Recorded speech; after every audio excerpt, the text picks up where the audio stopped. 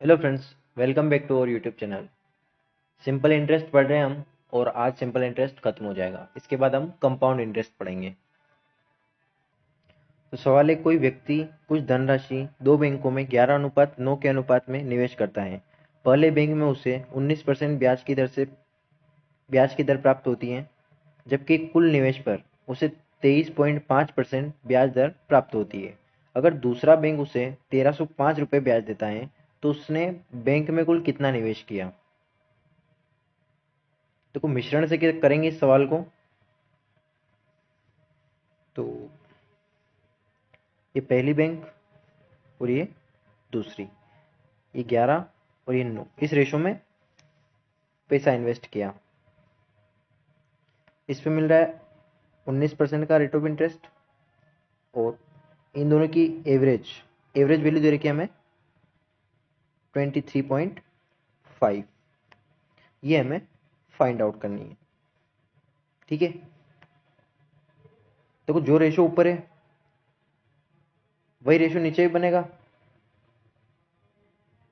11:9 का रेशो बनेगा। इन दोनों का एडिशन हमेशा इन दोनों वैल्यू के डिफरेंस के बराबर होता है। क्लियर। देखो, इस 23.5 में से 19 हम घटाएं तो कितना बनेगा 4.5। हमारे पास वैल्यू आई 4.5, जबकि दे रखी है सवाल के अकॉर्डिंग 9। कितने गुना, 2 गुना। तो ये इसका आधा हो रही है। क्लियर, परसेंटेज वैल्यू इस 9 की आधा 4.5, तो ये इसका आधा होगा 11 का आधा 5.5। ये वैल्यू इससे कम है तो ये वैल्यू इस वैल्यू से बड़ी होगी। कितनी बड़ी होगी, 5.5। तो 5.5 जब 23.5 में जोड़ेंगे हम तो ये बनेगा 29%।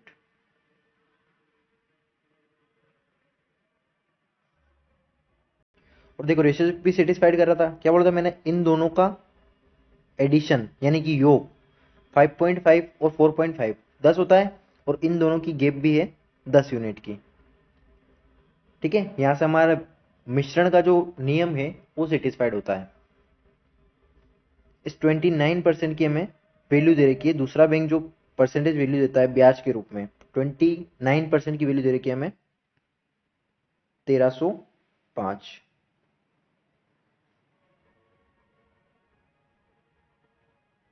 ऐसे 1% की वैल्यू क्या आएगी, 45। ठीक है, और 100% की वैल्यू क्या आएगी, 4500। क्लियर, इसको इससे काटेंगे तो 45 टाइम जाएगा। प्राइम नंबर के पहाड़े जो है हमें याद होने चाहिए। एक तो इनसे ऑप्शन एलिमिनेट करने में हेल्प होती है, दूसरी जो कैलकुलेशन होती है वो नहीं अटकती है। ठीक है, ये 4500 रुपये दूसरी बैंक के आए, 9 यूनिट की वैल्यू आई। हमें चाहिए उसने बैंक में कुल कितना निवेश किया। कुल निवेश क्या था, 11 + 9 20 यूनिट।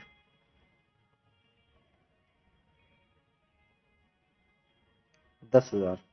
ठीक है, 520 10,000। देखो अगला सवाल है, एक व्यक्ति ने 10,500 की धनराशि x% वार्षिक साधारण ब्याज पर और 13,500 की धनराशि x+2% वार्षिक साधारण ब्याज दर पर निवेश की। यदि दोनों निवेशों पर 3 वर्षों में अर्जित कुल ब्याज 7,650 है तो पहले निवेश पर ब्याज की दर ज्ञात कीजिए। तो सबसे पहले तो 3 सालों में ब्याज कितना मिला, 7,650। तो यहां से 1 साल का ब्याज निकाल लेते हैं, वो आएगा 2,550 रुपये। क्लियर, 1 साल का ब्याज हो गया। देखो ध्यान से देखो, 10,500 पे x% और 13,500 पे x+2%। इन दोनों राशियों में कॉमन कितनी राशि है,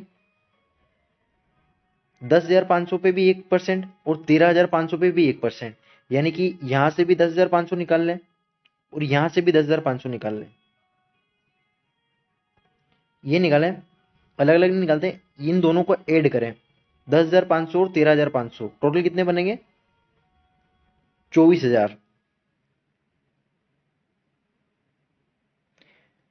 इस पे भी x% मिला ब्याज और इस पे भी x% मिला, x+2% मिला।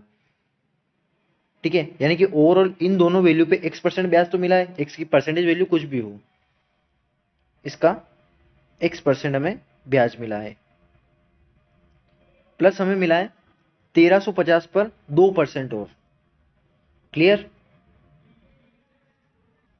तो आएगा 13,500 पर 2% और।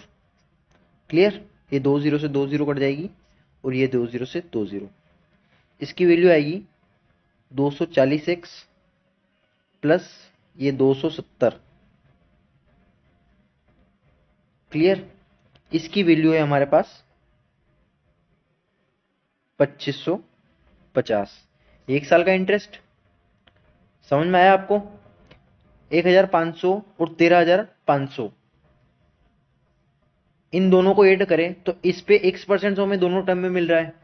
एक्स्ट्रा कितना मिल रहा है? 13,500 का 2% एक्स्ट्रा मिल रहा है, इसी का चेंजेस आया है।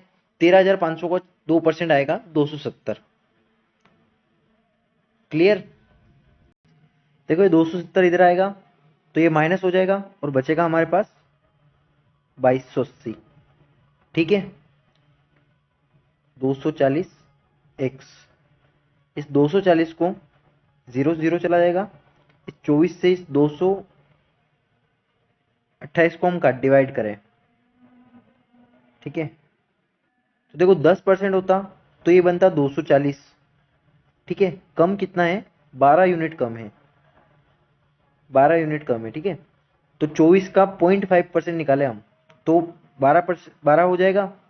24 का 1% होता है 24 और 0.5% होगा 12, यानी कि 0.5% कम है 10% से, यानी कि 9.5।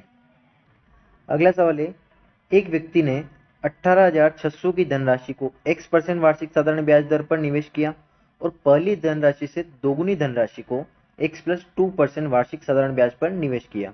यदि दोनों निवेशों पर 3.5 साल में अर्जित कुल ब्याज 23,110.50 है, तो उसे निवेश पर दूसरे निवेश पर ब्याज की वार्षिक दर कितनी होगी?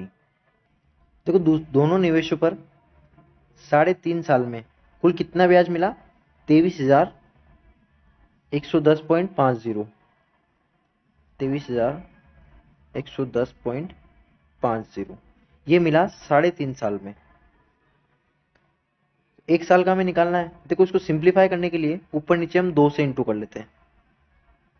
जैसे ही 2 से इंटू करेंगे तो ये वैल्यू हो जाएगी हमारी 7। कितनी हो जाएगी?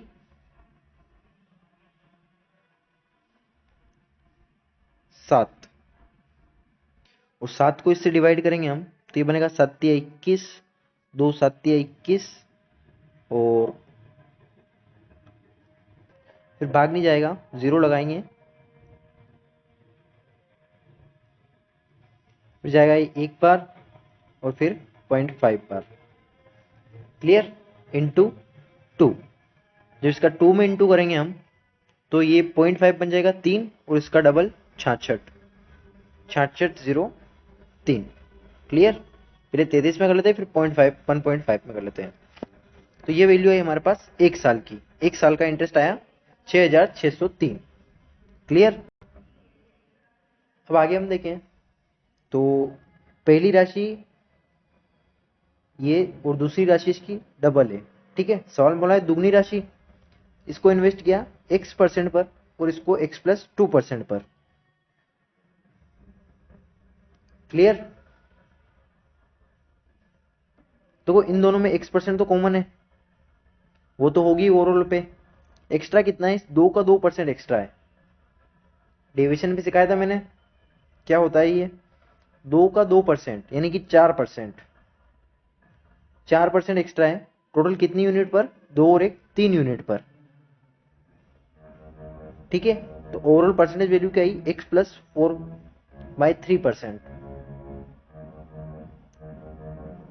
देखो हमारे पास आई x प्लस 4/3%, लेकिन हम अगर देखें तो पर ईयर कितने इंटरेस्ट मिला हमें? 6603। कितने पर? 18,600 पर। तो यहां से परसेंटेज वैल्यू निकाले। देखो ये 31 से कटेगा। क्लियर? 31 चंग 186 और इसको 31 से काटेंगे हम तो ये बनेगा 213। क्लियर। देखो उसने टोटल धनराशि कितनी इन्वेस्ट की थी, 1860 की धनराशि को x% और इसकी डबल धनराशि को x+2% पर, यानी कि उसकी ओवरऑल जो धनराशि थी वो 1860 नहीं थी, इसका 3 गुना थी। एक तो ये और 2 गुना और। क्लियर। तो ये 3 और इंटू करना पड़ेगा तब जाकर टोटल प्रिंसिपल आएगा और इसको जब इससे काटेंगे तो ये बनेगा 71, यानी कि परसेंटेज वैल्यू क्या आई 71/6%। और इसकी वैल्यू, इसी की वैल्यू हमें गिवन है ये वाली, इसके इक्वल होगी। तो अगले स्टेप में इसको सोल्व करेंगे। ये 4/3% इधर आ जाएगा। ठीक है, तो इसको इसमें से घटाएंगे।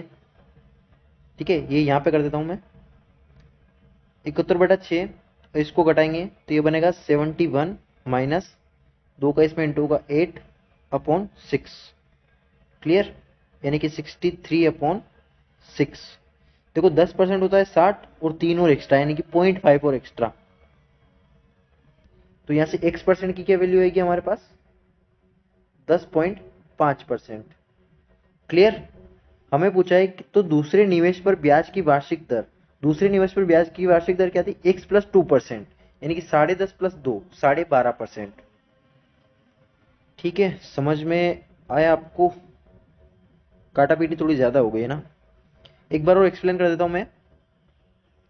ये टोटल 3 साल में ब्याज मिला, इसका 1/3 किया हमने तो ये आया 6603 पर ईयर ब्याज मिला। हमने देखा अमाउंट 1 और 2 के रेशियो में है। ठीक है, पहला अमाउंट दूसरा अमाउंट उसका डबल है। पहले पे दे रहे कि x%, दूसरे पर x+2%। इनकी ओवरऑल वैल्यू निकाली हमने डेविएशन से, तो x% + 4/3% आई ओवरऑल वैल्यू। तो अमाउंट इंटरेस्ट क्या है हमारे पास 6603, कितने प्रिंसिपल पर 18,600 का 3 गुना। देखो 18,600 तो ये थे x% पर, उसका डबल और x+2% पर था, यानी कि 18,600 इंटू 3, ये हुआ हमारा प्रिंसिपल। इस पे इतना इंटरेस्ट मिला हमें। इसका 100% निकाला तो आया 71/6%। सवाल में दे रखा है ये और हमने निकाला तो आया हमारे पास ये, यानी कि ये दोनों इक्वल है आपस में वैल्यू। क्लियर। इन दोनों को इक्वल रखा तो x की वैल्यू है हमारे पास 10.5। हमसे दूसरे प्रिंसिपल पर इन्वेस्टमेंट की रेट ऑफ इंटरेस्ट पूछी थी तो x+2%, यानी कि 12.5%। अगला सवाल है, एक आदमी ने दो बराबर धन 12% व 11% साधारण ब्याज दर से उधार दिए। पहले वाला धन दूसरे से 3 महीने पहले चुका दिया गया और प्रत्येक से 15,960 रुपए प्राप्त हुए। धन ज्ञात करो। देखो भाइयों, लास्ट शीट है, आज खत्म हो जाएगा सिंपल इंटरेस्ट। तो आज जो भी सवाल है ना वो एडवांस लेवल के ही सवाल है, बिल्कुल प्री लेवल के सवाल नहीं होंगे आज, एडवांस लेवल के ही सवाल है। तो इनमें समझने में दिक्कत आ सकती है, समझने में दिक्कत नहीं आएगी, बस आपका लेवल होना चाहिए समझने जैसा। ठीक है, जो बड़ी लेवल की तैयारी नहीं कर रहे हैं, 12th लेवल तक की तैयारी कर रहे हैं, तो वो स्किप कर सकते हैं, ऐसा कोई दिक्कत नहीं है इसमें, क्योंकि इतने लेवल के सवाल नहीं आएंगे वहाँ पे। वैसे आना सब कुछ चाहिए, भले एग्जाम में मत आओ, नॉलेज हर चीज़ का होना चाहिए। क्या पता एग्जाम में कौन से क्वेश्चन आ जाए, क्योंकि लेवल धीरे धीरे बढ़ता जा रहा है एग्जाम का। लोग काटने के लिए एग्जाम अपना लेवल बढ़ाएगी। और आपका टारगेट अगर एसएससी और रेलवे है ना, एसएससी रेलवे बैंकिंग या स्टेट एग्जाम, तो आप सीजीएल मेंस को टारगेट करके तैयारी कीजिए, आपकी सारी एग्जाम्स निकलेगी। ठीक है, जो सीजीएल मेंस का कंटेंट पढ़ लेता है उसकी एसएससी तो कंप्लीट होती है, इवन रेलवे की जितनी भी एग्जाम होती है उनकी मैथ भी कवर हो जाती है। क्लियर। एसएससी जो बैंकिंग को छोड़कर मैथ एक ही होती है सब में, बस रीजनिंग का थोड़ा लेवल डाउन होता है एसएससी में, रेलवे और बैंकिंग के लेवल में। बाकी जो गणित जो होती है वो एसएससी मेंस की इन सभी एग्जाम्स को कवर कर लेती है। तो आपका टारगेट एसएससी मेंस होना, सीजीएल मेंस होना चाहिए। देखो दो धन दे रखे हैं, ठीक है, दो प्रिंसिपल, ये पहला और ये दूसरा। पहले वाला रेट ऑफ इंटरेस्ट है 12%, दूसरे वाले पर है 11%। देखो अगली लाइन क्या बोली है कि पहले वाला धन दूसरे से 3 महीने पहले चुका दिया गया। पहले वाले धन के बारे में बोला है, उसे प्रत्येक से 15,960 रुपये प्राप्त हुए। देखो एक को 12% पे इन्वेस्ट किया, एक को 11% पर इन्वेस्ट किया, लेकिन जो अमाउंट था वो इक्वल प्राप्त हुआ। ऐसा कब होगा? जब बड़ी वैल्यू पर रेट ऑफ इंटरेस्ट कम होगी और छोटी वैल्यू पर रेट ऑफ इंटरेस्ट ज़्यादा होगी, और ये उनकी रिवर्स होगी, तभी पॉसिबल है कि उसका रिटर्न बराबर आए, अमाउंट जो हो बराबर हो, क्योंकि प्रिंसिपल दोनों बोला है कि सेम है, बराबर धन है, ठीक है। यानी कि ये होगी रेट ऑफ इंटरेस्ट और टाइम की वैल्यू आएगी 11:12 में, ठीक है। इनको भले हम महीने मान लें, कोई फर्क नहीं पड़ रहा है। यहां से हम देखें तो इन दोनों की गैप, टाइम की गैप क्या दे रखी है हमें? 3 महीने। पहले वाला धन 3 महीने पहले चुका दिया, इस एक यूनिट की वैल्यू दे रखी है हमें 3 महीने, एक यूनिट की वैल्यू 3 महीने दे रखी है, तो ये भी होगा तीन तीन तीन गुना, 3 गुनी वैल्यू दे रखी है, तो ये भी 33 महीने होगा, और ये भी होगा 36 महीने, ठीक है। तो सवाल में ये कहीं नहीं बोला है कि हमें धन जो है वो वार्षिक प्राप्त हुआ, ठीक है। ये परसेंटेज वैल्यू भी हमें ऐसे नहीं दे रखी है कि प्रति वर्ष के हिसाब से नहीं दे रखी है, क्लियर। तो हम इसे महीने में सोल्व कर सकते हैं, कोई दिक्कत नहीं होगी। पहले वाली rate of interest I 33%, second वाली आई 36%। अच्छा परसेंट नहीं, है टाइम की वैल्यू है। देखो यहाँ पे है 33% पहले धन पर, पहले प्रिंसिपल पर 33 महीने का ब्याज, दूसरे प्रिंसिपल पर 36 महीने का ब्याज, यानी कि 3 साल, ठीक है। 11% के हिसाब से 3 साल का ब्याज क्या होगा? 33%, ठीक है। दूसरे अमाउंट के बारे में बात करके हमसे, देखो मैंने बोला ना कि परसेंटेज वैल्यू जो है टाइम की वैल्यू महीनों में दे रखी है, और सवाल में कहीं भी साल का जिक्र नहीं किया गया है। हम 12 का इंटू 33 में करें, ये 11 का इंटू 36 में करें, वैल्यू हमारे पास बराबर ही आएगी। कितनी आएगी? 396, क्लियर। यहाँ से इजी पड़ेगा, इसको सालों में कन्वर्ट कर लेते हैं, क्योंकि अमाउंट जो हमें दोनों दोनों प्रिंसिपल से बराबर प्राप्त हुआ है। इससे कंपेयर करें या इससे कंपेयर करें, कोई फर्क नहीं पड़ता है, क्लियर। ये 3 महीने हमारा टाइम निकालने के लिए गिवन था, वो हमने निकाल लिया। तो यहाँ से हम 36 महीने को 3 साल मान ले, 11% से 3 साल तक ब्याज लगी, तो रेट ऑफ इंटरेस्ट हमारा टोटल इंटरेस्ट क्या बनेगा? 33%, और हमसे अमाउंट की वैल्यू गिवन है, यानी कि 15,960, ये वैल्यू गिवन है अमाउंट की, यानी कि 133 की वैल्यू गिवन है। हमें निकालना है कुल धन, ज्ञात करना है, ठीक है। दोनों का नहीं, किसी एक का ही टोटल धन तो बोला नहीं है, यानी कि हम सेपरेट निकालेंगे, 100 की वैल्यू निकालेंगे। तो देखो इस जीरो को हटा लो अभी यहाँ से, 3 0, 3 से जाना है हमें 6 पर, तो यूनिट डिजिट आएगा 2 और 3 0 आएगी, यानी कि 12,000। इस सवाल में सबसे अच्छी सीखने की बात ये थी कि अगर देखो रेट ऑफ इंटरेस्ट अलग अलग है, लेकिन हमारा परसेंटेज ब्याज जो है वो सेम प्राप्त हो रहा है हमें, तो कहीं ना कहीं टाइम इसका उल्टा होगा, क्लियर। टाइम की वैल्यू जो होगी वो उल्टी होगी। देखो जहां प्रिंसिपल सेम है, अमाउंट सेम है, तो वहां सिंपल इंटरेस्ट भी सेम होगा, क्लियर। इतना समझ में आता है आपको? देखो अगला सवाल है, एक साहूकार 10% प्रतिवर्ष साधारण ब्याज की दर से धन उधार देता है। हालांकि यदि वह 1 वर्ष के लिए धन उधार देता है तो ब्याज अग्रिम रूप से लेता है। वास्तव में वह कितने ब्याज दर पर उधार देता है? देखो साहूकार के पास कोई उधार लेने गया, तो मान लो 100 रुपये उधार लेने गया, ठीक है। कितने? 100 रुपये। हालांकि 100 रुपये लेने को उधार नहीं जाता है, लेकिन मान लेते हैं 100 रुपये उधार लेने गया। तो साहूकार ने क्या किया कि उधार तो दिए, लेकिन उसने कहा कि पैसे 10% पर लगेंगे, यानी कि साल भर का ब्याज 10% के हिसाब से 10 रुपये लगेगा। तो साहूकार ने क्या किया, वो 100 रुपये न देकर उसे दिए 90 रुपये। ये 10 रुपये जो इंटरेस्ट के थे, ये उसने अग्रिम रूप से, यानी कि साल भर होने के पहले ही ले लिए। तो वास्तव में उसने पैसे कितने दिए बंदे को, 90 रुपए, इस पर ले लिया 10 रुपए का ब्याज। क्लियर? ये तो भाई उसके पास पहले ही चले गए और उसने दिए केवल 90 रुपए, तो वास्तव में उसने इंटरेस्ट कितना लिया, उसको जब 100 से इसका परसेंटेज वैल्यू निकाले तो ये आएगी 11 से 1/9%।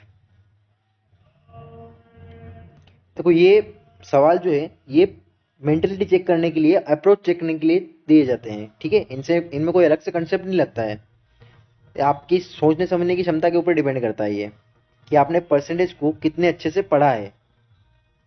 तो अगला सवाल है, एक व्यक्ति 5% वार्षिक साधारण ब्याज दर पर 3 वर्षों के लिए 7,000 रुपये का कर्ज लेता है। वह तुरंत इस राशि को 3 वर्षों के लिए एक दूसरे व्यक्ति को 6/1/6 वार्षिक ब्याज दर पर उधार दे देता है।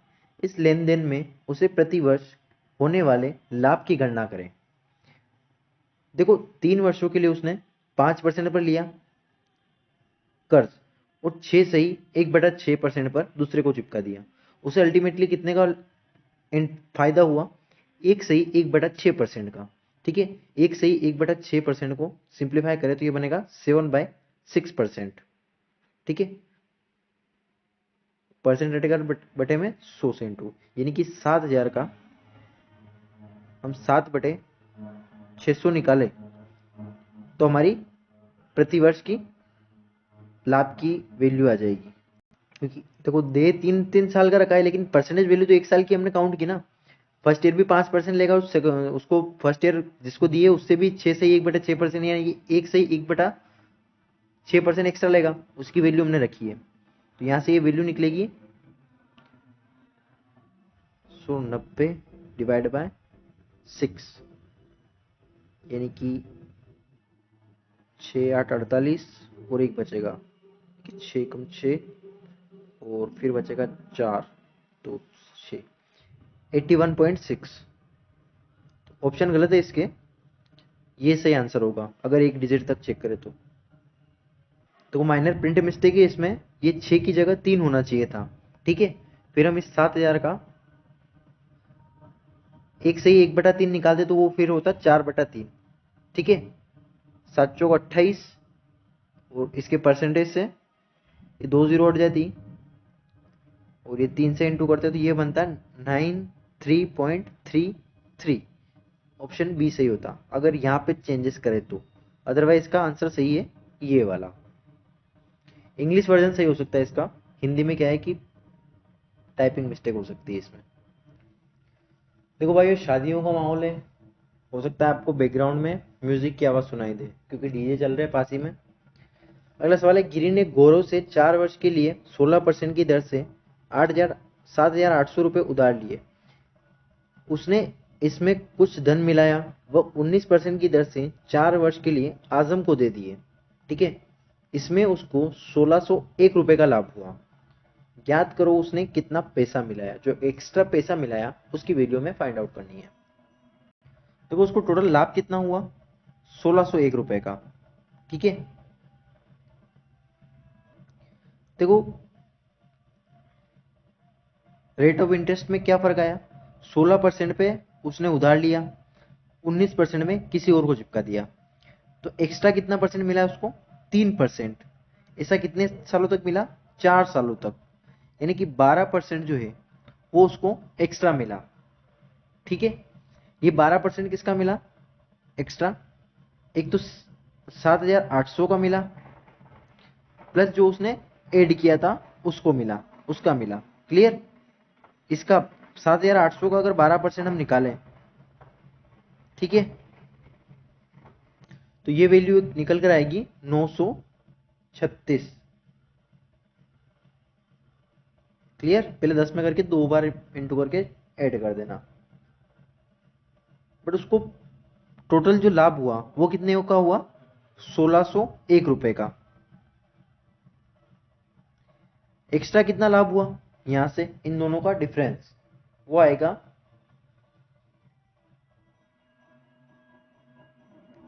566, यानी कि 665 रुपए का एक्स्ट्रा लाभ हुआ।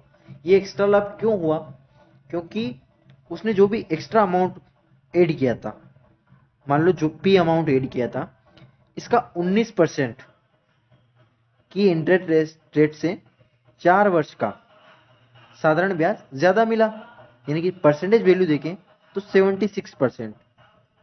ठीक है, 19% की दर से 4 साल का 76% होता है। इस पी का 76% 665 आया है हमारे पास। क्लियर, समझ में आया आपको? यानी कि 665 जो है ये 76% की वैल्यू है।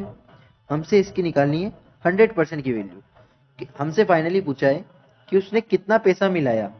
ये जो मिलाया पैसा उसका 76% 665 आया, इसका 100% निकाल देंगे तो हमारी वो वैल्यू निकल कर आ जाएगी। ठीक है, 6 से जाना है हमें 5 पर। तो कोई ऐसी कोई वैल्यू होती नहीं है कि 6 से हम 5 पे चले जाएं। तो उसको पहले सिंप्लीफाई करते हैं थोड़ा। इसको 4 से काटते हैं, 4 1 4, 4 नीम 36, 19। ठीक है, इसको काटेंगे तो ये बनेगा 25। और 19 से इसको काटते हैं तो ये बनेगा 3 और 5, 35 टाइम। 35 का जब इस 25 में इंटू करें, ठीक है, पहले 20 में कर लेते हैं फिर 5 में कर लेंगे। 20 का आएगा 700 और 5 का आएगा 175, यानी कि 875 आंसर होगा हमारा। देखो प्राइम नंबर के आपको पहाड़े याद होनी चाहिए 37 तक। ठीक है, 37 तक जितने भी प्राइम नंबर होते हैं 37 का तो याद ही होना चाहिए, वो बहुत सी बार पूछा जाता है। और 29 31 प्राइम नंबर के आपको पहाड़े ज्यादा तक याद होना चाहिए, और 30 तक हो तो नॉर्मल पहाड़े, अच्छी बात है। लेकिन प्राइम नंबर का पहाड़ा याद रखने का एक बेनिफिट है हमारे पास कि हम ऑप्शन एलिमिनेट कर सकते हैं। जैसे हमें कैलकुलेशन में प्राइम नंबर दिखता है, हम उससे ऑप्शन एलिमिनेट कर सकते हैं। मान लो अगर 37 प्राइम नंबर आ रहा है और आपको उसका पहाड़ा ही नहीं याद है, फिर आप ऑप्शन कैसे एलिमिनेट करेंगे? तो इनके पहाड़े हमें याद होने चाहिए प्राइम नंबर्स के। अगला सवाल है, कोई धन 6% की दर पर उधार लिया गया, एक साल के बाद 8,400 रुपए वापस कर दिए, अब ब्याज की दर 5% कर दी, तो अब जो भी धनराशि बची है उस पर 5% के हिसाब से ब्याज देना होगा। दूसरे साल का जो ब्याज है वो पहले साल के ब्याज का 13/20 है। कितना पैसा उधार लिया गया था? तो यहाँ देखो सिंपल इंटरेस्ट क्या होता है, सभी ने पढ़ा है। एक second. Simple interest proportional to या equal to principal into rate of interest into time. Clear? यहां से हम प्रिंसिपल की वैल्यू निकालें तो वो क्या आएगी, सिंपल इंटरेस्ट अपॉन रेट। ठीक है, टाइम का कोई मतलब नहीं है, टाइम कांस्टेंट है, एक एक साल, तो इसको नहीं भी ले तो चलेगा अभी। ये हो गया बेसिक। इसके बेस पे हम ये सवाल करेंगे। देखो सिंपल इंटरेस्ट, इसकी क्या वैल्यू दे रखी है, इनिशियल टू फाइनल,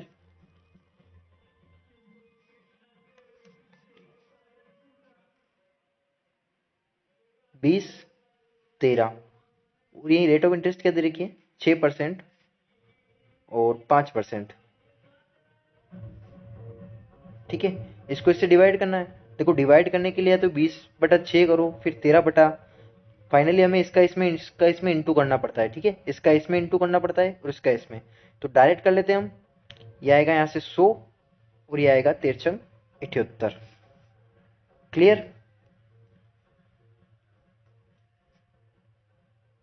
देखो धनराशि जो है वो 6% पर उधार दी गई। अगर 100 थी, 6% पर उधार दी गई, तो अमाउंट कितना हुआ, 106। क्लियर? देखो ये हुई 106 यूनिट अमाउंट की वैल्यू। इस अमाउंट में से उसने एक साल के बाद 8,400 रुपये वापस कर दिए। ठीक है, इसमें से उसने इसके साथ कोई मल्टीप्लाइंग फैक्टर होगा, ठीक है, नहीं भी लिखे तो चलेगा। इसमें से उसने 8,400 रुपये रिटर्न कर दिए, तब उसके पास कितने बचे, 78 यूनिट। ठीक है, तो यहाँ से 78 इधर आएगा, तो यहाँ से आएगी 28 यूनिट की वैल्यू 8,400। ठीक है, मल्टीप्लाइंग फैक्टर होगा उसके साथ, कोई भी एक्स मान लेते हैं हम, कोई फर्क नहीं पड़ रहा है। ठीक है, यहाँ से 1 यूनिट की वैल्यू हमारे पास आएगी 300। ठीक है, हमसे पूछिए कितना पैसा उधार लिया गया था, यानी कि 100 यूनिट की वैल्यू, यानी कि 30,000। तो कोई ये भी प्रिंसिपल की वैल्यू आएगी, ये भी प्रिंसिपल की वैल्यू आएगी, ये पहले साल और ये सेकंड साल। ठीक है, प्रिंसिपल का क्या बताया मैंने, basic simple interest upon rate of interest. ये डिवाइड किया हमने, ये 100 आई और ये 78 यूनिट आई। इसके साथ कोई मल्टीप्लाइंग फैक्टर होगा, मान लेते हैं x होगा, तो 100 इस पे 6% ब्याज। ठीक है, यानी कि अमाउंट हो जाएगा 106, 106 में से 8400 गए तो ये बचेगा 78 यूनिट। तो यहाँ से यूनिट की वैल्यू क्या आई, 28 यूनिट की वैल्यू क्या आई, 8400। एक यूनिट की 300, 100 यूनिट की 3000, नहीं 30,000। तो आशा करता हूं कि आपको समझ में आया होगा। अगला सवाल करते हैं। 44,500 रुपए को के एक भाग को 15% प्रति अर्धवार्षिक साधारण ब्याज की दर से दिया गया, जबकि शेष भाग को एक साल बाद 18% वार्षिक साधारण ब्याज की दर पर दिया गया। पहले भाग को उधार देने के समय में के 4 वर्ष बाद दोनों भागों पर प्राप्त ब्याज का अनुपात 10:3 है। 18% की ब्याज दर पर दिया गया भाग कितना था? तो बिल्कुल पिछले कंसेप्ट पे भी सवाल बनेगा। ये क्या था, प्रिंसिपल की वैल्यू क्या आती है, simple interest divide by rate into time. Time अलग अलग इसलिए टाइम को भी लिया है हमने, वहां पे कांस्टेंट था, एक साल की बात हुई थी तो वहां पे टाइम नहीं लिया था हमने, यहाँ पे हमें टाइम भी रिक्वायर्ड होगा। देखो ये पहली कंडीशन और ये सेकंड। ब्याज क्या दे रखा है, 10 और 3 रेशो में। 15% पहले भाग को 15% प्रति अर्धवार्षिक साधारण ब्याज, आधे साल में 15% लग रही है, साल भर कितनी लगेगी, 30%। जबकि शेष भाग को एक साल के लिए 18% के लिए साधारण ब्याज पर दिया गया। पहले भाग को उधार देने समय 4 वर्ष में दोनों भागों को प्राप्त कुल ब्याज 4 वर्ष। ठीक है, पहले साल जो ये रेट ऑफ इंटरेस्ट थी ये 4 साल तक लगी, जबकि दूसरे भाग पर एक साल के बाद लगी, यानी कि ये 3 साल तक लगी। ठीक है,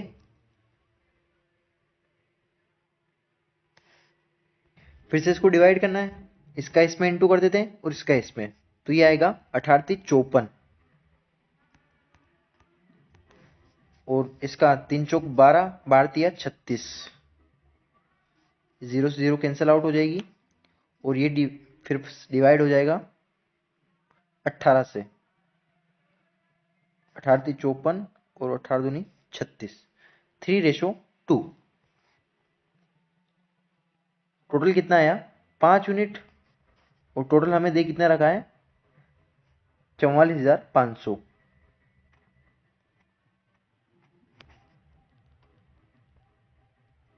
5 यूनिट की वैल्यू हमें निकालनी है, 18% वाली वैल्यू, यानी कि 2 यूनिट की वैल्यू। तो 5 से डिवाइड कर लेते हैं इसको, 5×8 = 40, 5×9 = 45,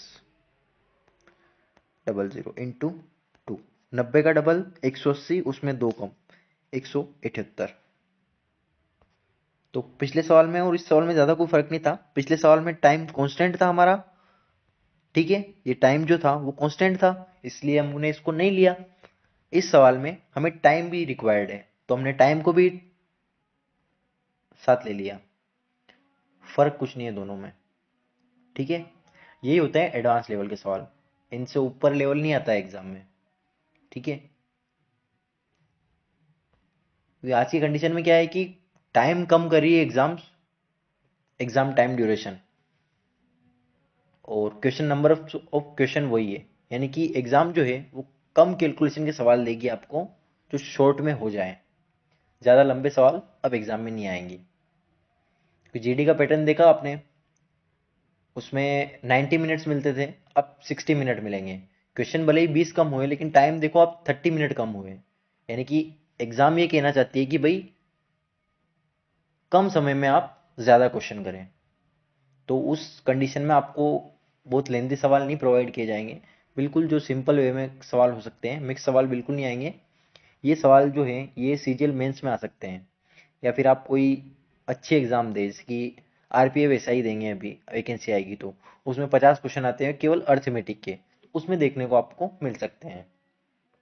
ठीक है, अगला सवाल है 14,000 रुपये की धनराशि को दो भागों में इस प्रकार बांटा गया कि पहले भाग पर 5% वार्षिक साधारण ब्याज की दर और दूसरे भाग पर 8% वार्षिक साधारण ब्याज की दर से ब्याज मिलता है।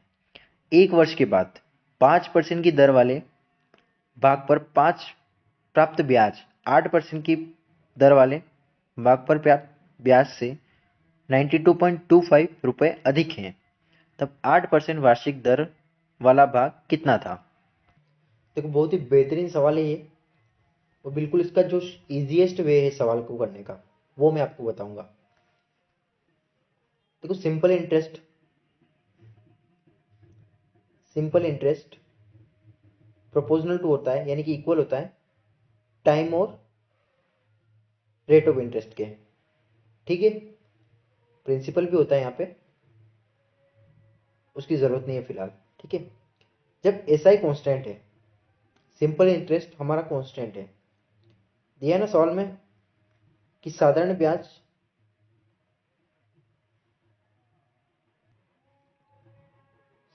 जो है वो एक साल बाद पता चला कि 5% दर वाले प्राप्त ब्याज पर 8% दर वाले ब्याज पर 92.25% अधिक है, यानी कि एक राशि जिस पर 5% ब्याज मिल रहा था, दूसरी राशि जिस पर 8% ब्याज मिल रहा था, 5% वाली ब्याज राशि से मिलने वाला ब्याज 92.25 रुपये एक्स्ट्रा है।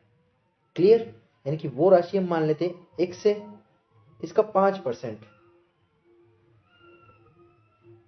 कितना हुआ 92.25%। ये वो राशि है जो एक्स्ट्रा है किसके पास, पहले भाग पर। क्लियर, तो यहां से ये वैल्यू निकल कर आएगी, ये 00 का इधर इंटू होगा तो ये डेसिमल हट जाएगा, तो 5 से इसको डिवाइड करेंगे तो ये बनेगा 18,4,5। क्लियर, तो ये वो राशि है जो एक्स्ट्रा थी पहले भाग पर, जिसको हमने 5% रेट ऑफ इंटरेस्ट पर चढ़ा रखा था। इस 14,000 में से ये एक्स्ट्रा वाली इनका राशि हम घटा लेते हैं 1845, इसमें से ये घटाएंगे तो हमारे पास बचेगा 1850, घटाते हैं फिर 5 जोड़ लेंगे, यानी कि 12,155। क्लियर, ये राशि, तो ये हो गया इसका काम, इसको मैं हटा लेता हूं।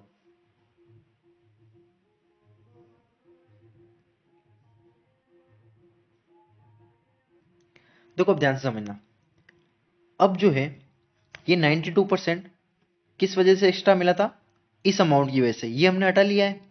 अब सिंपल इंटरेस्ट जो है वो कांस्टेंट है। ठीक है, सिंपल इंटरेस्ट जो है वो कांस्टेंट है।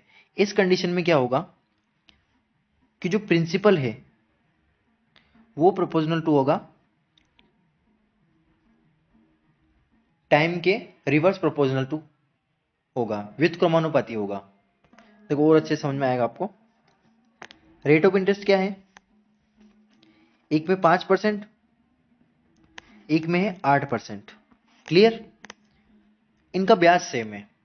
देखो ये कब पॉसिबल है, जब ये अमाउंट हो, ये प्रिंसिपल हो 8 यूनिट और ये 5 यूनिट, तभी पॉसिबल है। क्योंकि अब जो है वो टाइम कांस्टेंट है हमारे पास, टाइम अब बराबर है, जो एक्स्ट्रा था वो हमने हटा लिया, यानी कि टाइम सेम है अब।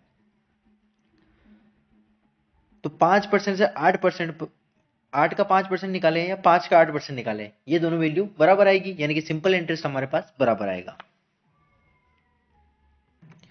तो यहां से हमारे पास निकल कर आती है प्रिंसिपल की वैल्यू, कितने यूनिट, 13 यूनिट।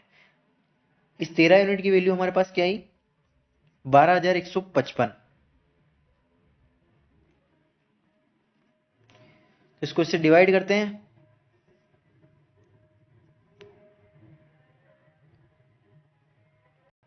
ठीक है। इसको डिवाइड करना है 13 से और इंटू करना है 5 का।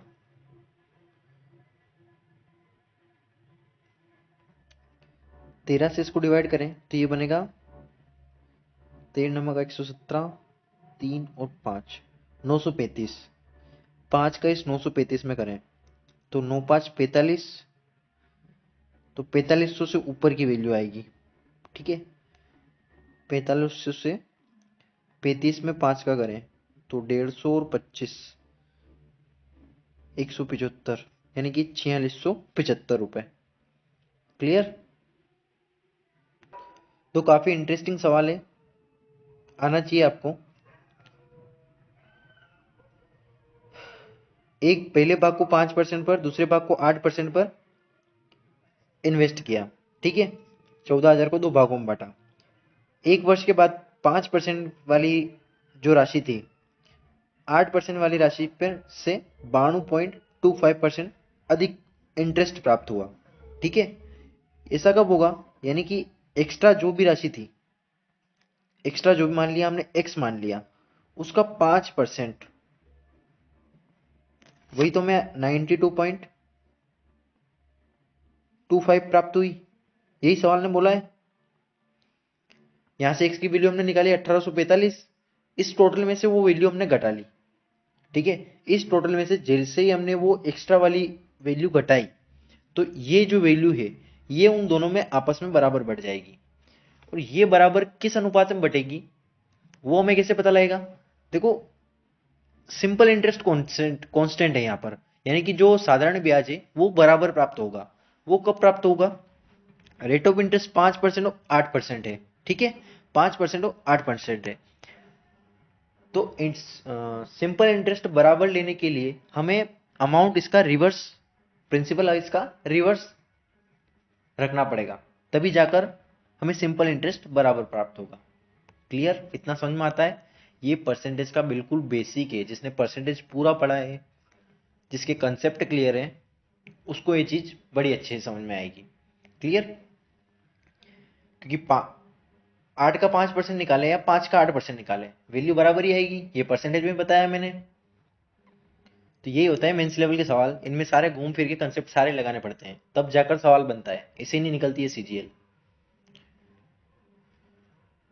तो यहां से अमाउंट की वैल्यू आई प्रिंसिपल की 13 यूनिट, 13 यूनिट की वैल्यू हमारे पास है 12,155। हमें 5 की वैल्यू निकालनी है, क्योंकि 8% वार्षिक दर वाला भाग निकालना है हमें, वो है हमारे पास 5 यूनिट।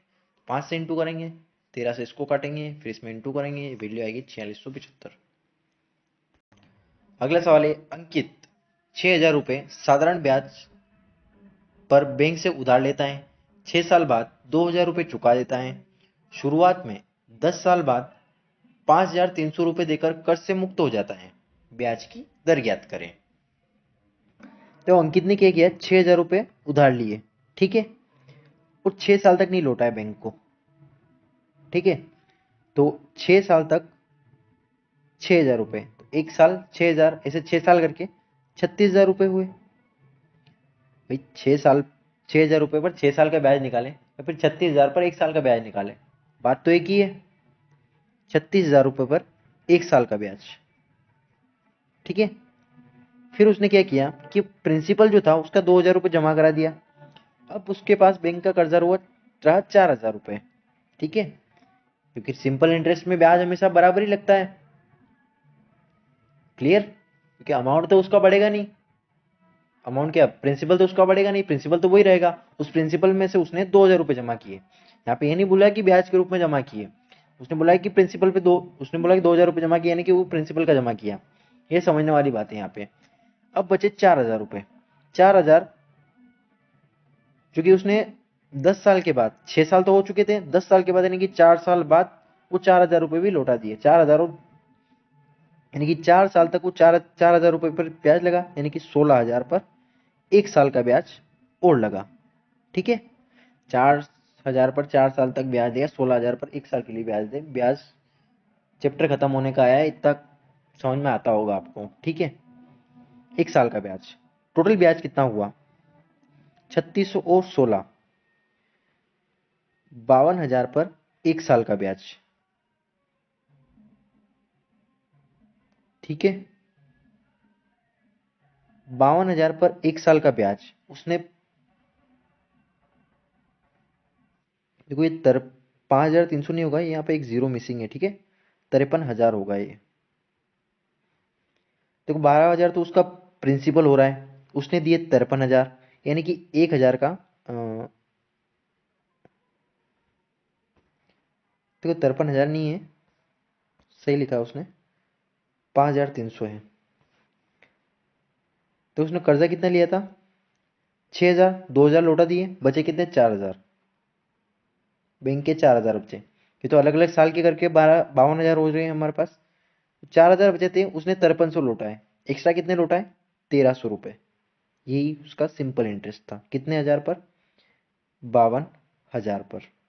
हमें निकालनी है परसेंटेज वैल्यू, 10, 4, इसको किससे काटेंगे तो 2.5%। क्लियर। देखो ये अलग अलग ब्याज काउंट किया हमने, 6,000 6 साल तक 36,000 पर 1 साल का ब्याज। ठीक है, 6 साल को नहीं मान के 1 साल माना हमने। फिर 4,000 पर अगले 4 साल तक 16,000, टोटल प्रिंसिपल कितना हुआ 52,000। उसने रिटर्न कितने किए 5300, जो 4,000 तो उसका प्रिंसिपल था, 2,000 यहाँ पे लौटा दिए, तो उसने 5300 लौटाया, यानी कि 1,300 को ब्याज लौटाया। कितने पर 52,000 पर। तो रेट ऑफ इंटरेस्ट आई 2.5%। अगला सवाल है 12,000 की राशि साधारण ब्याज पर किसी ब्याज दर पर उधार ली गई, 4 महीनों के बाद इसमें 6,000 और जोड़े गए और कुल मूलधन पर ब्याज की दर पिछली दर के मुकाबले 2 गुना कर दिया गया। साल के अंत में ब्याज के रूप में 2,800 का भुगतान किया गया। प्रारंभ में लगाई गई ब्याज की दर गणना करें। तो हमें निकालना है 12,000 रुपये पर 4 महीने का ब्याज। ठीक है, तो 12,000 पर 4 महीने का ब्याज नहीं निकालते हुए हम 4,000 पर 1 साल का ब्याज निकाल दें, एक ही बात है। ठीक है, तो 4,000 पर 1 साल का ब्याज, फिर दे रखा है 6,000 और जोड़े गए और मूलधन पर ब्याज की दर पिछली दर के मुकाबले 2 गुना कर दिया गया। देखो सिंपल इंटरेस्ट क्या होता है, रेट टू टाइम होता है। ठीक है, वो दर को दुगना करे या टाइम को दुगना करे, बात एक ही है, उसमें कोई फर्क नहीं पड़ता है। समझ में आ रहा है आपको कि नहीं आ रहा है। सिंपल इंटरेस्ट का मतलब क्या होता है, पी आर टी। हम इसको बढ़ाएं या इसको बढ़ाएं, कोई फर्क पड़ता है क्या। पहली कंडीशन में हमें टाइम दिया गया है, दूसरी कंडीशन में वो बोल रहा है कि रेट को बढ़ा दो, तो हम टाइम को भी डबल कर दें तो भी हमारा काम बन जाएगा। अब उसने 6,000 और ऐड किए, पहले 12,000 थे, 6,000 और, यानी कि 18,000 हुए। ठीक है, 18,000 पर 8 महीने का ब्याज,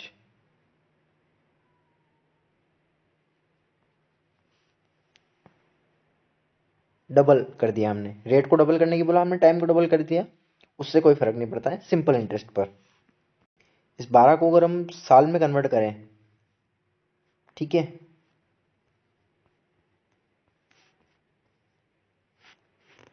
इनकी 12,000 पर 1 साल का ब्याज, यहां से पता चलता है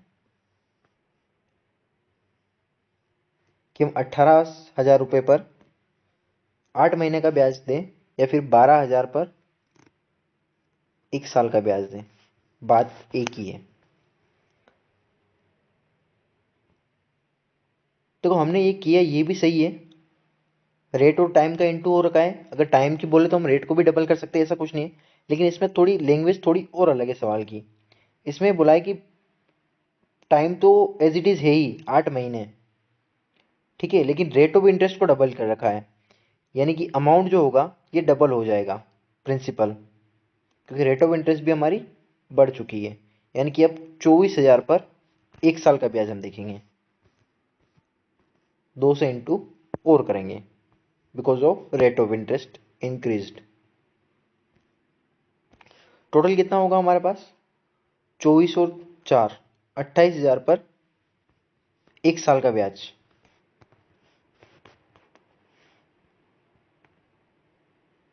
ब्याज के रूप में 2800 रुपये प्राप्त हुए, यानी कि रेट ऑफ इंटरेस्ट 10%। एक बार और एक्सप्लेन कर देता हूं मैं, थोड़ी सी लैंग्वेज कंफ्यूजिंग है इसकी। 12,000 पर 4 महीनों के लिए रेट ऑफ इंटरेस्ट कुछ भी हो, एक मान लेते हैं, 4 महीने पर या फिर 4,000 पर 1 साल का ब्याज बराबर है 6,000 पर और जोड़े गए 6,000, 12 और 6 18,000। पिछली दर के मुकाबले डबल। दर अगर डबल हुई तो इस सिंपल इंटरेस्ट भी डबल होगा, यानी कि 18, ये तरीका है 8 महीने का। 8 महीने को साल में कन्वर्ट किया तो 12 का क्या निकला हमारे पास, 18 का 24 निकाल के दिखाया था मैंने। अगर 18,000 हमारा प्रिंसिपल है और इसको 8 महीने के लिए दे रहे हैं हम, तो इसको 12 से डिवाइड साल में कन्वर्ट करेंगे, इसको काट पीट कर ये आएगा हमारे पास 12,000। रेट ऑफ इंटरेस्ट जो है वो डबल कर दिए, यानी कि प्रिंसिपल हो जाएगा यहाँ पे डबल 24,000। 4 और 24 28,000, 28,000 पर 1 साल का ब्याज 2800, यानी कि 10% रेट ऑफ इंटरेस्ट। तो सवाल की लैंग्वेज बड़ी है, इसको डबल समझाना पड़ रहा है, इसलिए टाइम भी काफ़ी लग रहा है हमें। अगला सवाल है, एक व्यक्ति ने बैंक से 10,000 रुपये की एक धनराशि साधारण ब्याज पर उधार देता है कि लेता है। 2 वर्ष के बाद 3,000 का भुगतान करता है और 5वें वर्ष के अंत में 25 रुपये का भुगतान करता है और 7 वर्ष के अंत में वह 6,720 रुपये का भुगतान करता है और अपना सारा बकाया समाप्त कर देता है। वार्षिक ब्याज दर क्या होगी? देखो उसने टोटल राशि कितनी पे की बैंक को, 3,000 प्लस 2.5 2500 रुपये, 2,500 प्लस 6,720 रुपये, इतना उसने बैंक में जमा किया। इन सभी को ऐड करें हम तो ये बनेगा 3, 5.5 और 6, 12, 12,220, 12,220 रुपये। ठीक है, ये उसने टोटल बैंक में जमा किया। तो 12,000 है ना, एक सेकंड, 12,220। देखो 10,000 उसने उधार लिया था, जमा किया 12,220, उसने सिंपल इंटरेस्ट कितना दिया, 2,220 रुपये, ये हो गया उसका SI। ठीक है, देखो उसने इनिशियली 10,000 रुपये उधार लिए थे, 2 साल के बाद 3,000 लौटाए, यानी कि 2 साल तक तो इस 10,000 रुपये पर ब्याज लगा, यानी कि 20,000 पर 1 साल का ब्याज। ठीक है, 2 साल बाद उसने 3,000 रुपये लौटा दिए, यानी कि 7,000 अभी भी बाकी रहा। 5वें वर्ष के अंत में, यानी कि अगले 3 साल तक 7,000 पर ब्याज लगा, यानी कि 21,000 पर वापस 1 साल का ब्याज लगा। क्लियर? अब उसने 2500 रुपये लौटाए, 3,000 पहले लौटा दिए थे, 2500 फिर लौटा दिए, यानी कि 5,500 रुपये उसने लौटा दिए। बचे कितने? 4,500 रुपये। 4,500 रुपये 7 वर्ष के अंत में उसने 6,720 रुपये लौटाए, यानी कि 4,500 रुपये 2 साल तक और ब्याज लगेगा उस पर, यानी कि 9,000 पर 1 साल का ब्याज और लगेगा। क्लियर? इन सभी को ऐड करें तो ये बनेगा 50,000। 50,000 का ब्याज लगा, तो ब्याज कितना लगा? 2,220। यहां से निकालनी है हमें परसेंटेज वैल्यू।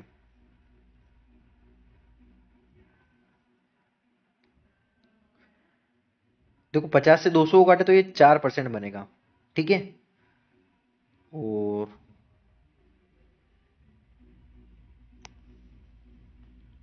देखो 4.5 से ऊपर की वैल्यू होगी तो हम 5 लगाएंगे, या फिर नीचे की वैल्यू होगी तो 4% लगाएंगे। तो ये 4.5 तो बनेगा नहीं, क्योंकि उसके लिए फिर 25 चाहिए हमें, 50 का आधा 25 चाहिए, तो 4.5 भी नहीं बनेगा, यानी कि इसका आंसर हम ऑप्शन एग्जाम में टिक करेंगे 4%। देखो 10 वर्ष में उसको साधारण ब्याज कितना मिल रहा है, 3150। ठीक है, 5 साल में कितना मिलेगा, 3130 का आधा, प्लस 5 साल के बाद क्या हुआ कि जो प्रिंसिपल था वो 5 गुना हो गया। ठीक है, तो जो सिंपल इंटरेस्ट है वो भी 5 गुना मिलेगा, 3130 इंटू 5। देखो 5 साल का तो यहाँ हो गया, 5 साल का वो यहाँ मिलेगा। यही सवाल वो पूछना चाह रहा है कि 10 साल में कुल कितना ब्याज मिलेगा। जब 5 साल के बाद वो प्रिंसिपल 5 गुना कर दे तो ब्याज भी 5 गुना हो जाएगा। तो यहां से ये निकल कर आएगा, यहां से निकलेगा ये 1565 प्लस 1565 इंटू 5, तो 15 5 75 और 15 लगभग 90 के पास, तो ये आएगी 93,390। अगला सवाल है, एक व्यक्ति ने कुछ राशि एक निश्चित अवधि के लिए निवेश की है। यदि साधारण ब्याज की दर 15% वार्षिक है तो मिश्र धन 44,000 रुपये हो जाती है। यदि साधारण ब्याज की दर 6% है तो राशि 22,400 रुपये हो जाती है। तो धनराशि ज्ञात कीजिए। तो काफी अच्छा सवाल है ये। अमाउंट क्या होता है हमारे पास, अमाउंट जो होता है वो होता है प्रिंसिपल प्लस सिंपल इंटरेस्ट। ठीक है, तो इस सवाल में हमें प्रिंसिपल पता नहीं है, रेट ऑफ इंटरेस्ट दे रखी है और टाइम भी पता नहीं है। ठीक है, प्रिंसिपल मान लेते P प्लस प्रिंसिपल का 15% इंटू टाइम मान लेते T। ऐसा करने पर मिश्रधन दे रखा है हमें 44,000। यदि साधारण ब्याज की दर 6% हो, फिर से इसको P मान लेते हैं, 6% T समय के लिए, तो फिर मिश्रधन हमें दे रखा है 22,400। क्लियर। देखो यहां प्रिंसिपल का 15% और यहां प्रिंसिपल का 6%। क्लियर, 15% और 6% का डिफरेंस कितना आएगा, प्रिंसिपल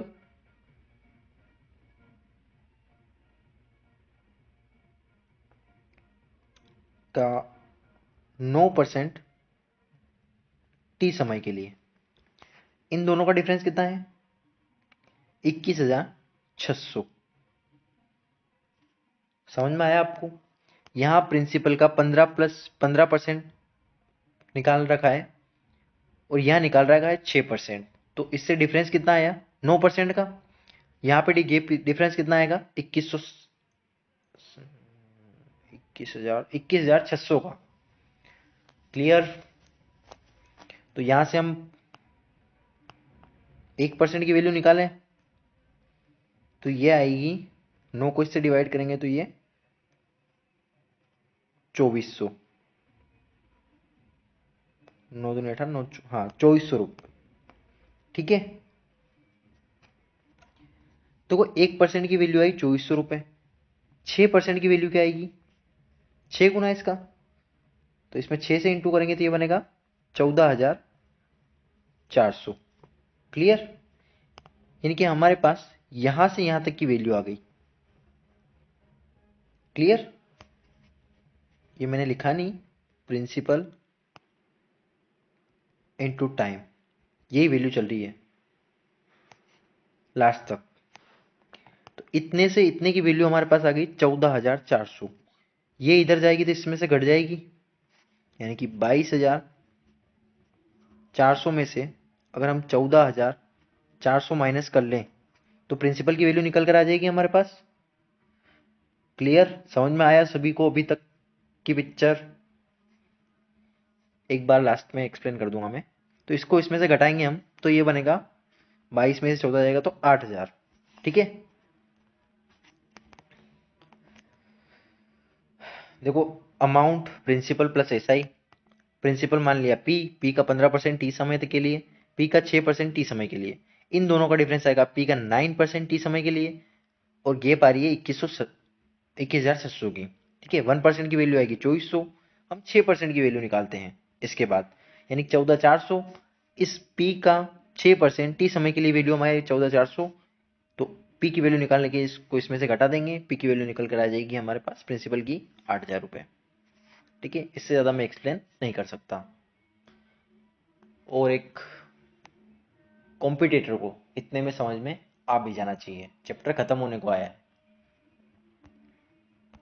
और आपको अब भी समझ में नहीं आता है तो आप काफ़ी गहरे पानी में हो, मतलब लेवल नहीं है आपका कंपटीशन का। या तो आपको बहुत मेहनत करनी पड़ेगी या फिर आप कंपटीशन छोड़ सकते हैं। वैसे एक सवाल से ज़िंदगी नहीं चलती है, नहीं समझ में आया तो भी कोई दिक्कत नहीं है, यही एग्जाम में नहीं आने वाला है।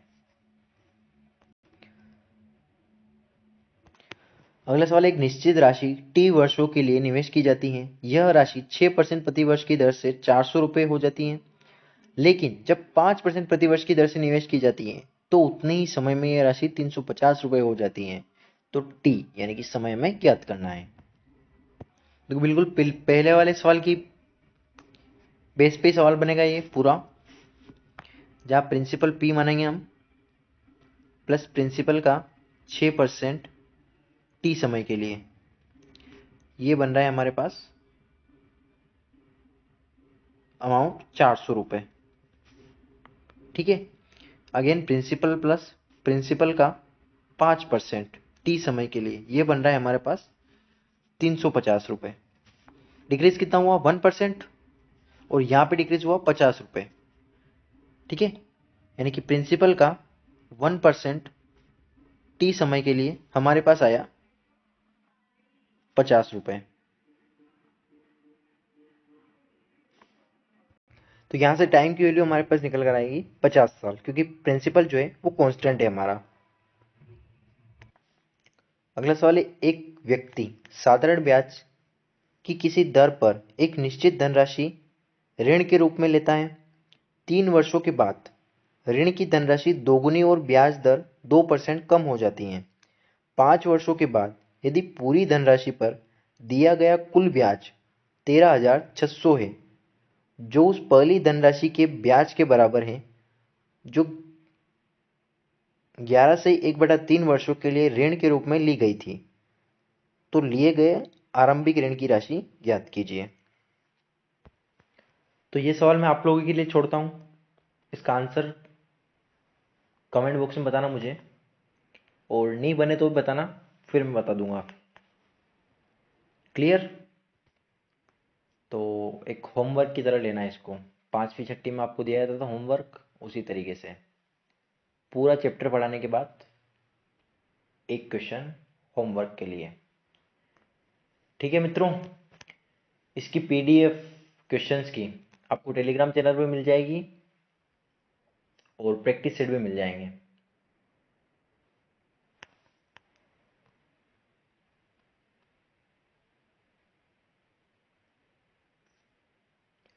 अगला टॉपिक पढ़ेंगे हम चक्रवृद्धि ब्याज, कंपाउंड इंटरेस्ट। ठीक है, और सिंपल इंटरेस्ट में हमने इंस्टॉलमेंट वाले सवाल नहीं करवाए, इंस्टॉलमेंट्स वाले सवाल में चक्रवृद्धि ब्याज पढ़ेंगे और फिर बाद में करेंगे सिंपल इंटरेस्ट और कंपाउंड इंटरेस्ट, दोनों के इंस्टॉलमेंट के जो सवाल होते हैं वो एक साथ हम कर लेंगे। क्लियर? तो मंडे को हम पढ़ेंगे